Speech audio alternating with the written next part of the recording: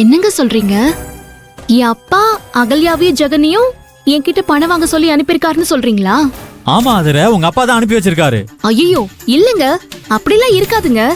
என் சித்தி நம்ம கிட்ட பணம் வாங்க சொல்லி ஆளுங்களை அனுப்புனப்பவே அதெல்லாம் தப்புன்னு சொல்லி சித்திய பயங்கரமா திட்டினாருங்க.